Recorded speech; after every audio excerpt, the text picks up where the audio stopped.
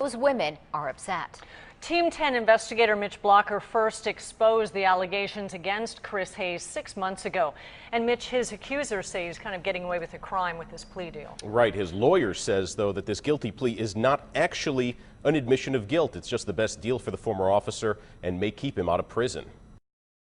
Former San Diego police officer Chris Hayes has faced accusations from 4 women. We pulled up to my house and I gave him oral sex.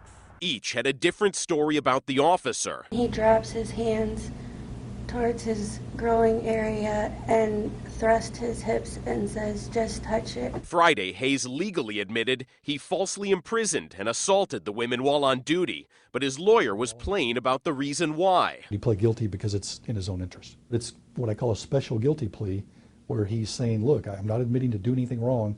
I'm just saying I'm looking at almost 4 years in prison. This is the best deal for me and my family. Team 10 was the first to tell you about Hayes and the investigation into his on-duty conduct. We took our questions to then Police Chief Bill Lansdowne. I've heard about an officer, Chris Hayes. Has he been suspended? Yes. Suspended. He's taken away his police powers, and he's not at work. Hayes eventually resigned, he said, to fight the charges against him. With that fight apparently over, his lawyer said Hayes has a plan. He wants to get back to Arkansas, where he grew up, and wants to get out of town as fast as he can. He's pretty much done with California.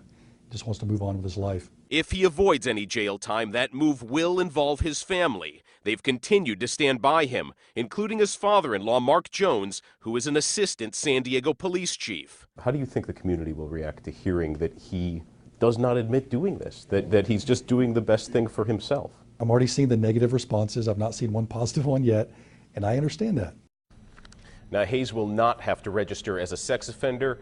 At most, he could get 1 year in jail. He is going to have to deal with several civil lawsuits. With Team 10, I'm investigator Mitch Blocker.